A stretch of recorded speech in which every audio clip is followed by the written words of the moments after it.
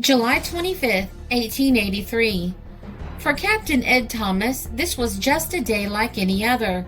Master of the Grace Dormer, he'd made this trip many times without issue, but on this particular day, things were not going to go so smoothly. Captain Thomas made the following statement to a reporter of the Port Huron Telegraph regarding the sinking of his boat. We were leaving the mouth of Black River on the first trip after dinner, a few minutes after 11 o'clock.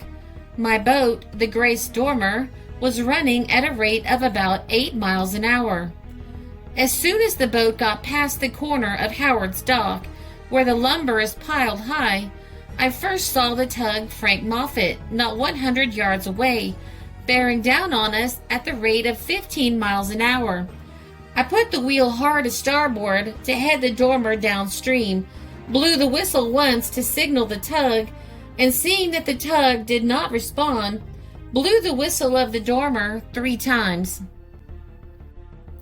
The tug came right on, not altering its course a hair, and the collision followed in half a minute, but it wouldn't have occurred, in my opinion, had they put their wheel to port a little. I had about 30 passengers aboard, some of them ladies. When we were struck, the passengers rushed toward the tug. Some scrambled aboard her. As soon as the boat separated, I found that my engineer was aboard the tug.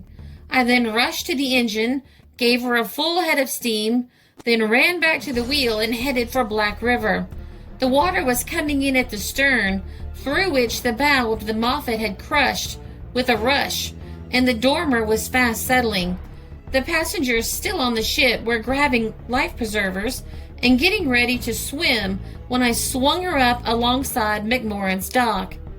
It wasn't necessary to throw out a gangplank or offer assistance to help anybody off. They were on the dock as soon as I was, and in about 2 minutes, the Dormer touched bottom in 13 feet of water. Every passenger was landed safely. That's one good thing. Captain Thomas was eventually praised for his quick and decisive action. He's the reason that the rest of the passengers and crew didn't drown that day. The entire incident sounds like it came from an action movie, actually. Once you start investigating, though, you can see through the pictures in the video just how busy these rivers were. The risk of collision must have been quite high at the time. Now, the Grace Dormer was built in 1868 as a passenger steamer. Built to carry up to 200 people, she started out working on the Niagara River, ferrying people on day trips up and down the river. She was built by Dormer and Allen and chartered by the Great Western Railway Company. She registered 100 tons. The Grace Dormer had a 78-foot keel, an 18-foot beam, and a hold of 5 feet 10 inches. After a year in service, the Dormer was then sold to parties in Port Edward for $7,750. The Grace Dormer was bought to take the place of the Silver Spray on the route between Sarnia and Goderich. The Silver Spray had been sunk by collision with the propeller Comet and was a complete loss. She had only been insured for $10,000, which was far below her actual value. The sinking of the Silver Spray sounds much like the Grace Dormer and really highlights how dangerous the rivers could be. The Silver Spray left port for Sarnia, carrying some 20 passengers besides the officers and crew, and laden with a small cargo of salt and sundries. About 10 o'clock in the evening, as she was just entering the river, she was met by the large propeller Comet, bound from Cleveland to Green Bay. Seeing at once that the approaching propeller was off her course, Captain Rowan of the Silver Spray sounded the whistle sharply twice and hugged the Canadian shore closely so as to avoid a collision if possible, but it could not be done.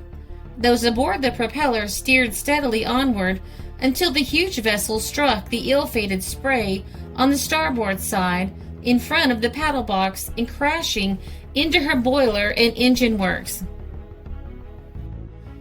The practiced eye of Captain Rowan told him that all was over, and he at once lowered his boats. One of them with some difficulty. The ladies were hurried into the lifeboat, and a number of others leaped into the yawl. In a minute or two, the propeller had backed up, enabling others to leap aboard her. Thus, every life was saved, although several lost their trunks and other belongings.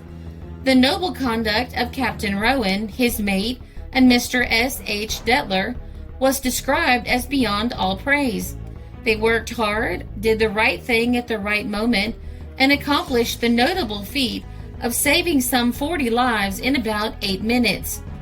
They were the last to leave, and indeed, Mr. Detler was only grasped by the hand and dragged out of the vortex just as the spray sank beneath the waves. The whole party were taken aboard the Comet, which put back to Port Huron, where the wrecked were most hospitably entertained by the gentlemanly proprietor of the Larned House. Now to the history of the Dormer. The Grace Dormer suffered her first incident on July 2nd, 1872. She was burned to the water's edge while lying at the Beaver Island dock. The wheelsman, George Burrison, lost his life during the fire. The steamer was completely rebuilt and was back in service a year later. The Grace Dormer had her second incident when she was run into by the Moffat. She was raised and rebuilt, going right back into service. She was rebuilt again in 1889, and then there was no other information available until she was abandoned at the Grand Island, New York Boneyard in 1925. One other note found was that Vettel Burrison, a son of George Burrison, who perished on the Dormer, died only a couple of years after his father in the Tug Bennett disaster.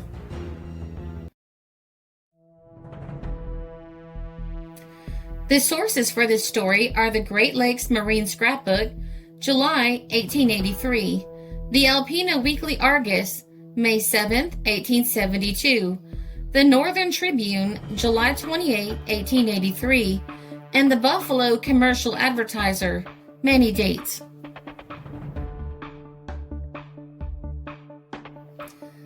This is a Country Road production because history is fascinating.